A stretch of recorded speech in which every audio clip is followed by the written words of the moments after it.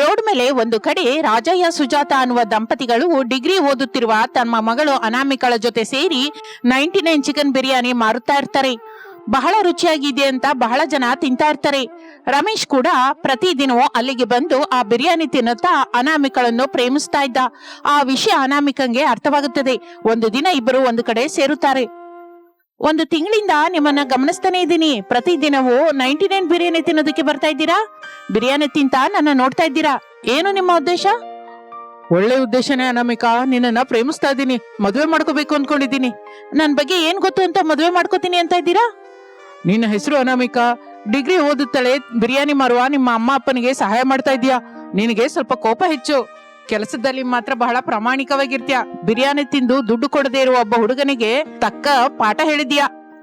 ಎಲ್ಲದರ ಮೇಲೆ ನನ್ನ ಬಗ್ಗೆ, ನನ್ನ ಕುಟುಂಬದ ಬಗ್ಗೆ ಎಲ್ಲ ವಿಷಯಗಳನ್ನು ತಿಳಿದುಕೊಂಡ ನಂತರನೇ ನನ್ನನ್ನ ಮದುವೆ ಮಾಡ್ಕೋಬೇಕು ಅಂದ್ಕೊಂಡಿದ್ದೀರಿ ಅನ್ನೋ ಮಾತು. ಹೌದು ಅನಾಮಿಕಾ, ನಾನು ನಮ್ಮ ಅಮ್ಮನ ಹತ್ರ ನೀನು ವಿಷಯ ಮಾತಾಡಿದೀನಿ. ಆದ್ರೆ ನೀನು ಮಾರಾಟ ಮಾಡ್ತಾ ಇರುವ 99 ಬಿರಿಯಾನಿ ಬಗ್ಗೆ ಮಾತ್ರ ಹೇಳಿಲ್ಲ. ಡಿಗ್ರಿವರೆಗೂ ಓದಿದ್ಯಾ ಅಂತ ಹೇಳಿದೀನಿ. 99 ಚಿಕನ್ ಬಿರಿಯಾನಿ ಮಾರ್ತಾ ಇದ್ದೀನಿ ಅಂತ ಯಾಕೆ ಹೇಳಿಲ್ಲ? ಹಾಗೆ ಹೇಳಿದ್ರೆ ನಿಮ್ಮ ಅಮ್ಮನವರು ಮದುವೆಗೆ ಒಪ್ಕೊಳ್ಳಲ್ಲ ಅಂತ ಭಯವಾಯ್ತಾ? ಹೌದು ಅನಾಮಿಕಾ, ನೀನಂದ್ರೆ ನಂಗೆ ತುಂಬಾ ಇಷ್ಟ. ನಿನ್ನನ್ನು ಬಿಟ್ಟು ಮತ್ತೆ ಯಾರನ್ನು ಮದುವೆ ಮಾಡ್ಕೊಳ್ಳಲ್ಲ. ಈ ಜನ್ಮಕ್ಕೆ ನೀನೇ ನಾನು ಹೆಂಡತಿ.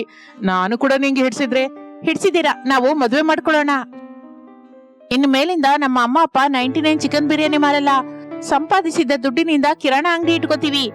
ಒಂದು ವಾರದ ನಂತರ ನಿಮ್ಮ ಅಮ್ಮನವ್ರನ್ನು ಕರ್ಕೊಂಡು ನನ್ನ ನೋಡೋದಕ್ಕೆ ನಮ್ಮ ಮನೆಗೆ ಬನ್ನಿ ಎಂದು ಹೇಳಿ ಅನಾಮಿಕಾ ಹೊರಟು ಹೋಗುತ್ತಾಳೆ. ಒಂದು ವಾರದ ನಂತರ ರಮೇಶ್, ಶಾರದಾ, ಪ್ರಸಾದರನ್ನು ಕರೆದುಕೊಂಡು ಅನಾಮಿಕಳನ್ನು ನೋಡಲಿಕ್ಕೆ ಹೋಗುತ್ತಾರೆ. ಒಬ್ಬರಿಗೊಬ್ಬರು ಹಿಡಿಸುತ್ತಾರೆ. ಇಬ್ಬರಿಗೂ ಮದುವೆ ಮಾಡುತ್ತಾರೆ. ಕೆಲವು ದಿನದ ನಂತರ ವಿನೋದ್ ಭಾವನಂಗೆ ಕೂಡ ಮದುವೆ ಆಗುತ್ತದೆ.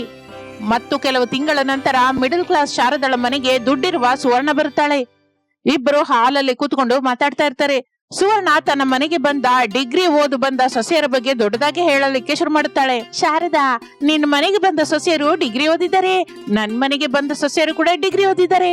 ಆದ್ರೆ ನನ್ನ ಸೊಸೆಯರು ಕೆಲಸ ಮಾಡುತ್ತಾ 1000 ರೂಪಾಯಿ ಸಂಬಳ ತಗೋತಾ ಇದ್ರೆ, ನೀನ್ ಇಬ್ಬರು ಸೊಸೆಯರು ಮಾತ್ರ ಮನೆ ಕೆಲಸ, ಅಡಿಗೆ ಕೆಲಸ ಮಾಡ್ಕೊಂಡು ಇಷ್ಟ ಬಂದ ಟಿವಿ ಸೀರಿಯಲ್ ನೋಡ್ಕೊಂಡು ಕಳೀತಾ ಇದ್ದಾರೆ ಎಂದು ಸುವರ್ಣ ಹೇಳುತ್ತಲೇ ಶಾರದಳ ಮುಖ ಸಣ್ಣದಾಗುತ್ತದೆ. ಆಗಲೇ ಚಿಕ್ಕ ಸೊಸೆ ಭಾವನ ನೀರಿನ ಗ್ಲಾಸ್ ತಗೊಂಡು ಬರ್ತಾಳೆ. ಆಂಟಿ, ನೀರ್ ಕುಡೀರಿ ಎಂದು ಹೇಳಿ ಕೊಡುತ್ತಾಳೆ. ಸುವರ್ಣ ಅದೊಂದು ತರ ನೋಡ್ತಾಳೆ. ಭಾವನ ಏನು ಮಾತನಾಡಲಿಲ್ಲ. ಆಗಲೇ ದೊಡ್ಡ ಸೊಸೆ ಅನಾಮಿಕಾ ಟ್ರೈನ್ ಅಲ್ಲಿ ಬಿಸಿ ಬಿಸಿ ಚಾಯ್ ಮತ್ತು ಬಿಸ್ಕೆಟ್ ತಗೊಂಡ್ಬರ್ತಾಳೆ. ಟೀ ಬಿಸ್ಕೆಟ್ ತಗೊಳ್ಳಿ ಆಂಟಿ. ಈಗ ನಾನು ಟೀ ಕುಡಿತಾ ಇಲ್ಲ, ಹಾಗೆ ಬಿಸ್ಕೆಟ್ ಕೂಡ ತಿಂತಾ ಇಲ್ಲ. ಇದ್ರೆ ಕಾಫಿ ತಗೊಂಬ, ಇಲ್ಲ ಅಂದ್ರೆ ಕೂಲ್ ಡ್ರಿಂಕ್ಸ್ ತಗೊಂಬ. ಈ ಎರಡೂ ಇಲ್ಲ ಅಂದ್ರೆ ಸೈಲೆಂಟ್ ಆಗಿ ಹೊರಟು ಹೋಗಿ ಎಂದು ಹೇಳುತ್ತಾಳೆ. ಅನಾಮಿಕಾ ಭಾವನ ಸೈಲೆಂಟ್ ಆಗಿ ಅಲ್ಲಿಂದ ಹೊರಟು ಹೋಗುತ್ತಾರೆ. ನಿನ್ನ ನೋಡ್ತಾ ಇದ್ರೆ ಪಾಪ ಅನ್ಸುತ್ತೆ ಶಾರದಾ. ಸಾಕು ಬಿಡೆ, ಸುಮ್ನಿದ್ರೆ ಏನೇನೋ ಮಾತಾಡ್ತಾ ಇದೀಯಾ. ಇನ್ನು ಹೊರಡು. ನನ್ ಮೇಲೆ ಅರ್ಚದಲ್ಲ ಶಾರದಾ. ಡಿಗ್ರಿ ಓದಿದ ನಿನ್ನ ಸೊಸೆಯರಿಗೆ ಬುದ್ಧಿ ಇಲ್ಲ ಅಂತ ಮನೆ ಕೆಲಸ, ಅಡಿಗೆ ಕೆಲಸ ಬಿಟ್ಟು ಇನ್ನೇನು ಕೆಲಸ ಮಾಡಲ್ಲ ಅಂತ ಹೊರಗೆ ಹೋಗಿ ಬದುಕಲಾರು ಅಂತ ನೀನು ಒಪ್ಕೋ. ಈಗಾಗ್ಲೇ ಬಹಳ ಹೆಚ್ಚು ಮಾತಾಡಿದ್ಯಾ ಸುವರ್ಣ. ನೀನು ನನಗೆ ಕೋಪ ತರಿಸದೆ ಬಂದ ದಾರಿಯಲ್ಲಿ ಹೊರಟು ಹೋದ್ರೆ ನಿನಗೂ ಒಳ್ಳೇದು, ನಂಗೂ ಒಳ್ಳೇದು. ಹೋಗಿನಿಂದ. ಸುವರ್ಣ ಕೋಪದಿಂದ ಹೊರಟು ಹೋಗುತ್ತಾಳೆ. ಶಾರದಾ ಮೌನವಾಗಿ ಕೂತ್ಕೊಂಡಿರ್ತಾಳೆ. ಅನಾಮಿಕಾ ಭಾವನ ಕಿಚನ್ ಒಳಗೆ ಬರ್ತಾರೆ. ಕೇಳಿಸ್ತಾ ಅಕ್ಕ, ಆ ಸುವರ್ಣ ತನ್ನ ಇಬ್ಬರು ಸೊಸೆಯರ ಬಗ್ಗೆ ಎಷ್ಟು ದೊಡ್ಡದಾಗಿ ಹೇಳ್ತಾ ಇದ್ದಾಳೆ. ಮಾಮೂಲು ಸೊಸೆಯರಲ್ಲ ತಂಗಿ, ಡಿಗ್ರಿ ಓದಿದ ಸೊಸೆಯರು. ಕೆಲ್ಸಕ್ಕೆ ಹೋಗ್ತಾ 1000 ಸಂಪಾದಿಸ್ತಾ ಹುಡುಗಿಯರು. ನಾವು ಮರ್ಯಾದೆ ಕೊಡ್ಬೇಕು ತಂಗಿ. ಕೊಡೋಣ ಅಕ್ಕ, ಅವ್ರಿಗೆ ಎಷ್ಟು ಮರ್ಯಾದೆ ಇದೆಯೋ ಅಂತಹ ಮರ್ಯಾದೆನೆ ಕೊಡೋಣ. ಈಗ ನಮ್ಮತ್ತೆ ನಮ್ಮನ್ನು ಕರೆದು ಎಷ್ಟು ತಲೆ ತಿಂತಾರೋ ಏನೋ ನೋಡ್ಬೇಕು ಎಂದು ಮಾತನಾಡಿಕೊಳ್ಳುತ್ತಾ ಇರ್ತಾರೆ. ಆಗಲೇ ಹೊರಗಿನಿಂದ ಪ್ರಸಾದ್ ಬರುತ್ತಾನೆ. ಏನೇ ಶಾರದಾ, ನನ್ನನ್ನು ಕದಲಿಸಬೇಡಿ. ಮೊದಲೇ ನಂಗೆ ಕೋಪದಿಂದ ಇದ್ದೀನಿ. ಏನಮ್ಮ ಸೊಸೆ ಅಂದ್ರೆ, ಎಲ್ಲಿದ್ದೀರಾ ಎಂದು ಪ್ರಸಾದ್ ಕರೆಯುತ್ತಲೇ ಇಬ್ಬರು ಸೊಸೆಯರು ನಿಧಾನವಾಗಿ ಬರುತ್ತಾರೆ. ಶಾರದಾ ಅವರನ್ನು ನೋಡಿ ಮುಖ ತಿರ್ಸ್ಕೊತಾಳೆ. ಹೇಳಿ ಮಾವಯ್ಯ. ನಿಮ್ಮ ಅತ್ತೆಯವರು ಯಾಕಮ್ಮ ಅಷ್ಟು ಕೋಪದಿಂದಿದ್ದಾರೆ, ನಿಂಗ್ ಗೊತ್ತಾ? ಗೊತ್ತು ಮಾವಯ್ಯ. ಅತ್ತೆಗೆ ತುಂಬಾ ತಿಳಿದ ಸುವರ್ಣ ಅವರು ಡಿಗ್ರಿ ಓದಿದ ಸೊಸೆಯರು ಕೆಲಸ ಮಾಡ್ತಾ ದುಡ್ಡು ಸಂಪಾದಿಸ್ತಾ ಇದ್ದಾರೆ ಅಂತ ಇದುವರೆಗೂ ದೊಡ್ಡದಾಗಿ ಹೇಳಿ ಹೋದ್ರು. ಓಹೋ, ಅದಾ ಅಂತ ವಿಷಯ. ಮತ್ತೆ ನೀವೇನ್ ಮಾಡೋಣ ಅಂತ ಇದ್ದೀರಾ? ತಿನ್ನೋದಕ್ಕ ಮಾವಯ್ಯ. ಶಾರದಂಗೆ ಮತ್ತಷ್ಟು ಕೋಪ ಬರುತ್ತೆ. ಯಾವಾಗ ನೋಡಿದ್ರು ತಿಂಡಿ, ಮನೆ ಕೆಲಸ, ಅಡಿಗೆ ಕೆಲಸ ಬಿಟ್ಟು ಹಾಗೆ ಹೊರಗೆ ಹೋಗಿ ನಮ್ಮ ಓದಿಗೆ ತಕ್ಕ ಕೆಲಸ ನೋಡ್ಕೊಳ್ಳೋಣ, ದುಡ್ಡು ಸಂಪಾದಿಸೋಣ ಅಂತ ಆಲೋಚನೆನೇ ಬರಲ್ವಾ ನಿಮ್ಗೆ? ಬಹಳ ಸಲ ಬಂದಿತ್ತು ಅತ್ತೆ. ಬಂದ ಪ್ರತಿ ಸಲವೂ ನನ್ನ ಗಂಡಂಗೆ ಹೇಳ್ದೆ. ಆಗ ಅವರು, ನಾನು ತಮ್ಮ ಜಾಬ್ ಮಾಡ್ತಾ ಇದ್ದೀವಲ್ಲ ಅನಾಮಿಕಾ, ನಮ್ಮಿಬ್ಬರ ಸಂಬಳದಿಂದ ನಮ್ಮ ಮನೆ ಸಂತೋಷದಿಂದನೇ ನಡೀತಾ ಇದೆಯಲ್ಲ. ನೀನು ಭಾವನ ಜಾಬ್ ಮಾಡಬೇಕಾದ ಅಗತ್ಯವೇನಿದೆ ಹೇಳು ಅಂತ ನನ್ನನ್ನ ಮತ್ತೊಂದು ಮಾತು ಆಡೋದಿಕ್ಕೆ ಬಿಟ್ಟಿಲ್ಲ ಅತ್ತೆ. ಈ ಮುದ್ದಾಟದ ಬಗ್ಗೆ ನನಗೆ ಯಾವತ್ತು ಮೊದಲೇ ಹೇಳಿಲ್ಲ. ಈಗ ಹೇಳಿದ್ನಲ್ಲ ಅತ್ತೆ, ಭಾವನವರು ಅವರು ಆಫೀಸಿನಿಂದ ಬಂದ ನಂತರ ಸ್ವಲ್ಪ ನೀವು ಮಾತಾಡಿ ಒಪ್ಪಿಸ್ಬಿಡಿ. ಆಗ ಡಿಗ್ರಿ ಓದಿದ ನಿಮ್ಮ ಸೊಸೆಯರು ಏನ್ ಮಾಡ್ತಾರೋ ನೀವೇ ನೋಡಿವಿರಂತೆ. ಸುವರ್ಣರ ಸೊಸೆಗಿಂತ ನಾವು ಹೆಚ್ಚು ಸಂಪಾದಿಸಿ ತೋರಿಸ್ತೀವಿ, ನೀವೇ ನೋಡ್ತಿರಲ್ಲ ಅತ್ತೆ. ತಂಗಿ, ಆವೇಶದಿಂದ ಬಾಯಿಗೆ ಬಂದ ಡೈಲಾಗ್ ಹೇಳ್ಬೇಡ. ಸಾಧ್ಯವಾಗದ ಕೆಲಸದ ಬಗ್ಗೆ ಚಾಲೆಂಜ್ ಮಾಡಬೇಡ. ಸ್ವಲ್ಪ ಆ ಕಡೆ ಈ ಕಡೆ ಏನಾದ್ರೂ ಆದ್ರೆ ನಮ್ಮ ಸಂಸಾರಕ್ಕೆ ಕಷ್ಟವಾಗುತ್ತೆ. ಏನಾಗಲ್ಲ ಅಕ್ಕ, ಮೊನ್ನೆ ನಾವು ಮಾತಾಡ್ಕೊಂಡ ಹಾಗೆ 99 ಚಿಕನ್ ಬಿರಿಯಾನಿ ವ್ಯಾಪಾರ ಮಾಡಿದ್ರೆ ಆ ಸುವರ್ಣರ ಡಿಗ್ರಿ ಓದಿದ ಸೊಸೆಯರಿಗಿಂತ ಈ ಶಾರದಾ ಅವರ ಡಿಗ್ರಿ ಓದಿದ ಸೊಸೆಯರು ಹೆಚ್ಚಾಗಿ ಸಂಪಾದಿಸ್ತಾರೆ ಅನ್ಕೋತಾರೆ. ನಮ್ಮ ಅತ್ತೆ ಆ ಸುವರ್ಣ ಅವರ ಮನೆಗೆ ಹೋಗಿ ನಮ್ಮ ಬಗ್ಗೆ ದೊಡ್ಡದಾಗಿ ಹೇಳ್ತಾರೆ. ಶಾರದಾ ಪ್ರಸಾದರು ವಾರಗಿತ್ತಿಯರ ಕಡೆ ನೋಡುತ್ತಾರೆ. ಅತ್ತೆ, ನಿಮ್ಮ ನೋಟಕ್ಕೆ ಅರ್ಥವೇನೋ ನಾನು ಅರ್ಥ ಮಾಡ್ಕೊಂಡೆ. ಮೊದಲು ನೀವು ನಿಮ್ಮ ಮಗನನ್ನು ಒಪ್ಸಿ, ಆಗ ಈ ಡಿಗ್ರಿ ಓದಿದ ಸೊಸೆಯರು ಏನ್ ಮಾಡ್ತಾರೋ ಹೇಗೆ ಮಾಡ್ತಾರೋ ನೀವೇ ನೋಡ್ತೀರಾ. ಭಾವನ ಎಂದು ಭಾವನಳನ್ನು ಕರೆದುಕೊಂಡು ಅಲ್ಲಿಂದ ಅನಾಮಿಕಾ ಹೊರಟು ಹೋಗುತ್ತಾಳೆ. ಹಾಗೆ ಸಮಯ ಕಳೆಯುತ್ತಾ ಇರುತ್ತದೆ. ಆ ದಿನ ರಾತ್ರಿ ಶಾರದಾ ಪ್ರಸಾದರು ಸೋಫಾದಲ್ಲಿ ಕೂತ್ಕೊಂಡಿರ್ತಾರೆ. ರಮೇಶ್, ಅನಾಮಿಕಾ, ವಿನೋದ್, ಭಾವನರು ನಿಂತಿರ್ತಾರೆ. ಮಗು ರಮೇಶು, ವಿನೋದ್, ಹೀಗೆ ಡಿಗ್ರಿ ಸೊಸೆಯರು 99 ಚಿಕನ್ ಬಿರಿಯಾನಿ ವ್ಯಾಪಾರ ಮಾಡ್ತೀನಿ ಅಂತ ಹೇಳಿದ್ರೆ ಬೇಡ ಅಂತಿದ್ದೀರಂತೆ. ಯಾಕೋ ಬೇಡ ಅಂತಿದ್ದೀರಾ? ಅಮ್ಮ, ಇಬ್ಬರು ಸೊಸೆಯರು ಬಿರಿಯಾನಿ ಮಾರುವ ಕೆಲಸದಲ್ಲಿದ್ರೆ ಮನೆಯನ್ನ ನಿಮ್ಮನ್ನ ಯಾರು ನೋಡ್ಕೋತಾರೆ ಹೇಳು? ಇನ್ಯಾರೋ ಸೊಸೆಂದ್ರ ನೋಡ್ಕೋತಾರೆ. ಆದ್ರೂ ನಮ್ಮ ಸೊಸೆಂದ್ರು 99 ಚಿಕನ್ ಬಿರಿಯಾನಿ ಮಾಡಿ ಮಾರೋದಕ್ಕೆ ನಾನು ನಿಮ್ಮಮ್ಮ ಒಪ್ಕೊಂಡಿದೀವಿ. ಈಗ ನೀವಿಬ್ರು ಏನಂತೀರಾ? ನೀವು ಅಮ್ಮ ಒಪ್ಕೊಂಡ ಮೇಲೆ ನಾನು ಅಣ್ಣಯ್ಯ ಸರಿ ಅನ್ನೋದು ಇನ್ನೇನಂತೀವಿ ಅಪ್ಪ. ನಿಮಗಿಷ್ಟವಾದ್ರೆ ನಮಗೂ ಇಷ್ಟನೇ. ಏನಂತೀಯ ಅಣ್ಣಯ್ಯ? ನೀನ್ ಹೇಳಿದ್ಯಲ್ಲ ತಮ್ಮ, ನಾನು ಕೂಡ ಓಕೆ. ನನಗೆ ನಿದ್ದೆ ಬರ್ತಾ ಇದೆ, ನಾನು ಹೋಗಿ ಮಲಗ್ತೀನಿ ಎಂದು ರಮೇಶ್ ಐಷ್ಟದಿಂದಲೇ ಹೊರಟು ಹೋಗುತ್ತಾನೆ. ಅವನ ಹಿಂದೆ ಅನಾಮಿಕಾ ಕೂಡ ಬೆಡ್ರೂಮ್ ಒಳಗೆ ಬರ್ತಾಳೆ. ನಾನು 99 ಚಿಕನ್ ಬಿರಿಯಾನಿ ಮಾರೋದು ನಿಮ್ಗೆ ಇಷ್ಟವಿಲ್ಲ ಅಲ್ಲ? ಯಾಕಿಲ್ಲ ಅಂತ ನಿಂಗೆ ಗೊತ್ತಲ್ಲ ಅನಾಮಿಕಾ. ಮದುವೆ ಆದ ನಂತರ ನಾನು ಕೋಪನ ಕಡಿಮೆ ಮಾಡ್ಕೊಂಡಿದ್ದೀನಿ. ಬಿರಿಯಾನಿ ಮಾರುವಾಗ ಯಾರ ಜೊತೆನೂ ಜಗಳ ಮಾಡಲ್ಲ, ಕೂಲಾಗಿರ್ತೀನಿ, ನನ್ನ ನಂಬಿ. ಎಂತ ಪರಿಸ್ಥಿತಿಯಲ್ಲೂ ನಮ್ಮ ಮದುವೆಗಿಂತ ಮೊದಲು ನೀನು 99 ಚಿಕನ್ ಬಿರಿಯಾನಿ ಮಾರ್ತಲೇ ಡಿಗ್ರಿವರೆಗೆ ಓದ್ಕೊಂಡಿದ್ಯಾ ಅಂತ ನಮ್ಮ ಮನೇಲಿ ಯಾರಿಗೂ ಗೊತ್ತಾಗ್ಬಾರ್ದು. ಇದುವರೆಗೂ ಗೊತ್ತಿಲ್ಲ, ಇನ್ನು ಮೇಲಿಂದ ಕೂಡ ತಿಳಿಯೋದಿಕ್ಕೆ ಬಿಡಲ್ಲ. ನಾನು ಭಾವನಳ ಜೊತೆ ಸೇರಿ 99 ಚಿಕನ್ ಬಿರಿಯಾನಿ ಮಾರೋದು ನಿಮ್ಗೆ ಇಷ್ಟವೇ ಅಲ್ಲ? ಜಗಳ ಬಾಡದೆ ನೀನೇನ್ ಮಾಡಿದ್ರು ನನ್ಗೆ ಅಭ್ಯಂತರವಿಲ್ಲ ಅನಾಮಿಕಾ ಎಂದು ರಮೇಶ್ ಹೇಳಿ ಮಲಗುತ್ತಾನೆ. ಇನ್ನು ಅನಾಮಿಕಾ ಡೈರಿಯಲ್ಲಿ 99 ಚಿಕನ್ ಬಿರಿಯಾನಿಗೆ ಬೇಕಾದ ಸಾಮಾನುಗಳನ್ನು ಬರ್ಕೋತಾ ಇರ್ತಾಳೆ. 2 ದಿನದ ನಂತರ ಅನಾಮಿಕಾ, ಭಾವನ ಸೇರಿ ರೋಡ್ ಮೇಲೆ 99 ಚಿಕನ್ ಬಿರಿಯಾನಿ ಮಾರಲಿಕ್ಕೆ ಶುರು ಮಾಡುತ್ತಾರೆ. ಹಾಗೆ ದಿನಗಳು ಕಳೆಯುತ್ತಾ ಇರುತ್ತದೆ. ಡಿಗ್ರಿ ಓದಿದ ಶಾರದಳ ಸೊಸೆಯರು 99 ಚಿಕನ್ ಬಿರಿಯಾನಿ ಮಾರುತ್ತಾ ಚೆನ್ನಾಗಿ ದುಡ್ಡು ಸಂಪಾದಿಸಲಿಕ್ಕೆ ಶುರು ಮಾಡುತ್ತಾರೆ. ಶಾರದಾ ಸಂತೋಷ ಪಡುತ್ತಾಳೆ. ಸುವರ್ಣ, ಈಗ ನಾನು ನಿನ್ನ ಹತ್ರನೇ ಬರ್ತಾ ಇದ್ದೀನಿ ಇರು ಎಂದು ಶಾರದಾ ಆಟೋದಲ್ಲಿ ಸುವರ್ಣಳ ಮನೆಗೆ ಹೊರಡುತ್ತಾಳೆ. 10 ನಿಮಿಷದ ನಂತರ ಶಾರದಾ ಸುವರ್ಣಳ ಮನೆಗೆ ಬರ್ತಾಳೆ. ಸುವರ್ಣ ಆಗ ಮನೆಯಲ್ಲಿ ಕೆಲಸ ಮಾಡ್ತಾ ಕಾಣಿಸ್ತಾಳೆ. ಅದನ್ನು ನೋಡಿ ಶಾರದಾ ಆಶ್ಚರ್ಯ ಹೋಗ್ತಾಳೆ. ಸುವರ್ಣ ಶಾರದಳನ್ನು ನೋಡಿ ದುಃಖದಿಂದ ಕಣ್ಣೀರು ಹಾಕುತ್ತಾಳೆ. ಸುವರ್ಣನ ನೋಡುತ್ತಲೇ ಶಾರದಂಗೆ ಬಹಳ ಪಾಪವೆನಿಸುತ್ತೆ. ಅಯ್ಯೋ ಸುವರ್ಣ, ನಿನಗೇನೆ ಇಂಥ ಪರಿಸ್ಥಿತಿ? ಡಿಗ್ರಿ ಓದಿದ ನನ್ನ ಸೊಸೆಯರು ನನ್ನನ್ನು ಚೆನ್ನಾಗಿ ನೋಡ್ಕೊಳ್ಳೋ ಹಾಗೆ ನಟಿಸಿ ನನ್ನ ಕೈಯಿಂದ ಸೈನ್ ಮಾಡಿಸ್ಕೊಂಡು ಮನೆ ಪೇಪರನ್ನ ಬ್ಯಾಂಕಲ್ಲಿ ಇಟ್ಟು ದೊಡ್ಡ ಮೊತ್ತದಲ್ಲಿ ದುಡ್ಡು ತಗೊಂಡಿದ್ದಾರೆ. ನನ್ನನ್ನು ನೋಡು ಇಲ್ಲೇ ಹೀಗೆ ಬಿಟ್ಟು ಹೊರಟು ಹೋಗಿದ್ದಾರೆ. ಮತ್ತೆ ನೀನು ಮಕ್ಕಳೇನು ಮಾತಾಡಿಲ್ವಾ? ಮದುವೆ ಆಗುವವರೆಗೂ ನಮ್ಮ ಮಕ್ಕಳು ಶಾರದಾ, ಮದುವೆ ಆದ ಮೇಲೆ ನಮ್ಮ ಮಕ್ಕಳಲ್ಲ, ಸೊಸೆಯರ ಸ್ವಂತ ಅವರು. ಅವ್ರು ಹೇಳಿದ ಹಾಗೆ ಇವ್ರು ಮಾಡಿದ್ರು, ಅವ್ರು ಹೇಳಿದ್ದನ್ನೇ ಕೇಳ್ತಾರೆ ಎಂದು ಹೇಳುತ್ತಾಳೆ. ಆಗ ಶಾರದಂಗೆ ತನ್ನ ಇಬ್ಬರು ಸೊಸೆಯರು ನೆನಪಿಗೆ ಬರುತ್ತಾರೆ. ತನ್ನಲ್ಲಿ ತಾನು ಸುವರ್ಣಳ ಸೊಸೆಯರನ್ನು ದೃಷ್ಟಿಯಲ್ಲಿ ಇಟ್ಕೊಂಡು ನನ್ನ ಸೊಸೆಯರನ್ನು ಎಷ್ಟೋ ಮಾತಂದೆ.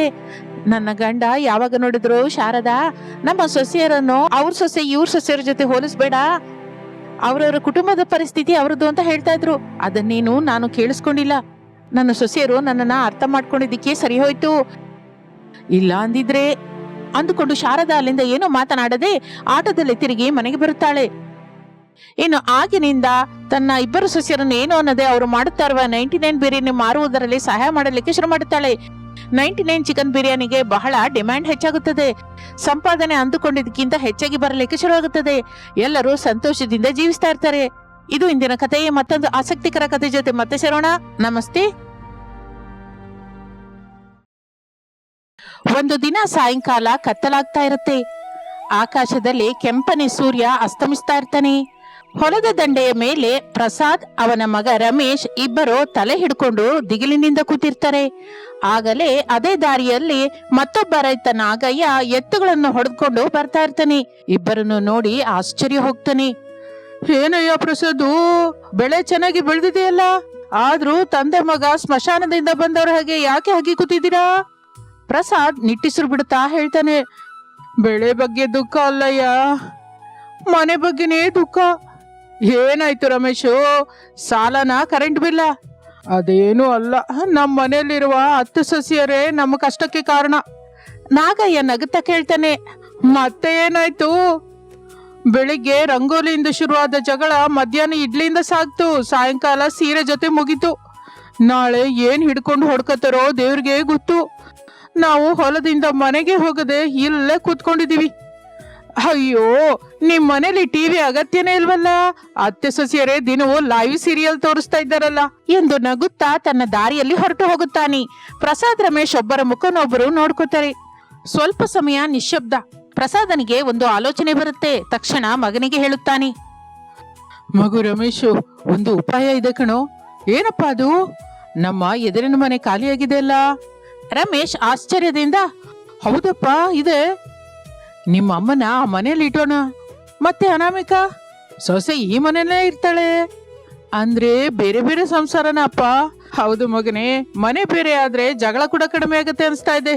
ಎದುರಿನ ಮನೆ ಅತ್ತೆ, ಪಕ್ಕದ ಮನೆ ಸೊಸೆ ಇದ್ರೆ ಚೆನ್ನಾಗಿರುತ್ತೆ ಅನ್ಸ್ತಾ ಇದೆ. ಇದು ತುಂಬಾ ಒಳ್ಳೆ ಆಲೋಚನೆಯಪ್ಪ. ಬನ್ನಿ ಮನೆಗೆ ಹೋಗಿ ಈ ನಿರ್ಣಯ 10 ಸಸ್ಯರಿಬ್ಬರಿಗೂ ಹೇಳೋಣ ಎಂದು ಇಬ್ಬರು ಮನೆ ಕಡೆ ನಡೆಯುತ್ತಾ ಇರುತ್ತಾರೆ. ಮನೆಯಲ್ಲಿ 10 ಸಸ್ಯರು ಮನೆಯ ಯಜಮಾನಿಕೆ ಬಗ್ಗೆ ಜಗಳವಾಡ್ತಾ ಇರ್ತಾರೆ. ಪ್ರಸಾದ್ ರಮೇಶ್ ಇಬ್ಬರು ಮನೆಗೆ ಸೇರ್ಕೋತಾರೆ. ಮನೆಯಲ್ಲಿ ಮತ್ತೆ ಯುದ್ಧದ ವಾತಾವರಣನೇ. ಒಂದು ಕಡೆ ಶಾರದಾ, ಮತ್ತೊಂದು ಕಡೆ ಅನಾಮಿಕಾ. ಇಬ್ಬರು ಒಬ್ಬರ ಮೇಲೆ ಒಬ್ಬರು ಗಟ್ಟಿಯಾಗಿ ಅರಚ್ಕೋತಾ ಇರ್ತಾರೆ. ಈ ಮನೆಯಲ್ಲಿ ನನ್ ಮಾತೆ ನಡಿಬೇಕು, ಯಜಮಾನಿಕೆ ನಂದೇ. ಈಗ ಇದು ನನ್ ಮನೆ ಕೂಡ, ನಾನು ಇಷ್ಟ ಬಂದ ಹಾಗಿರ್ತೀನಿ. ಹಾಗೆ ಶುರುವಾಯಿತು ಜಗಳ. ಮನೆಗೆ ಬಂದ ತಂದೆ ಮಗನನ್ನು ನೋಡಿ ಕೂಡ ಹಚ್ಚಿಕೊಳ್ಳದೆ 10 ಸಸ್ಯರಿಬ್ಬರು ವಾದಿಸ್ತಾ ಇರ್ತಾರೆ. ಪ್ರಸಾದನಿಗೆ ಕೋಪ ಬರುತ್ತೆ. ಗಟ್ಟಿಯಾಗಿ, ಏನ್ ನಿಲ್ಸ್ತೀರಾ ಎಂದು ಅರಚುತ್ತಾನೆ. ಅಷ್ಟೇ, ಇಬ್ಬರು ಒಂದೇ ಸಲಕ್ಕೆ ಬಾಯಿ ಮುಚ್ಕೋತಾರೆ. ಅಮ್ಮ, ಅನಾಮಿಕಾ, ನಾವು ಒಂದು ನಿರ್ಣಯ ತಗೊಂಡಿದೀವಿ. ಏನು ಮಗನೇ ಅದು? ಹೀಗೆ ದಿನವೂ ಜಗಳವಾಡ್ತಾ ಇರೋದಕ್ಕಿಂತ ನೀವಿಬ್ಬರು ಬೇರೆ ಬೇರೆ ಮನೆಯಲ್ಲಿ ಇದ್ರೆ ಚೆನ್ನಾಗಿರುತ್ತೆ. ಅನಾಮಿಕಾ ಆಶ್ಚರ್ಯದಿಂದ ಕೇಳ್ತಾಳೆ. ಏನು, ಬೇರೆ ಮನೆಯಲ್ಲಿರೋದಾ? ಹೌದು, ಎದುರಿನ ಮನೆಯಲ್ಲಿ ನಾನು ಶಾರದಾ ಇರ್ತೀವಿ, ಈ ಮನೆಯಲ್ಲಿ ನೀನು ಮಗ ಇರಿ. ಆಗ 10 ಸೊಸೆಯರಿಗೆ ಎಂತ ಜಗಳನೂ ಇರಲ್ಲ. ಶಾರದಾ, ನಿನ್ ಮನೆಯಲ್ಲಿ ನಿನ್ನ ಯಜಮಾನಿಕೆ ನಡೆಯುತ್ತೆ. ಏನಮ್ಮ ಸೊಸೆ, ನಿನ್ ಮನೆಯಲ್ಲಿ ನಿನ್ಗಿಷ್ಟ ಬಂದ ಹಾಗೆ ನೀನ್ ಇರ್ಬೋದು. ಏನಂತೀರಾ?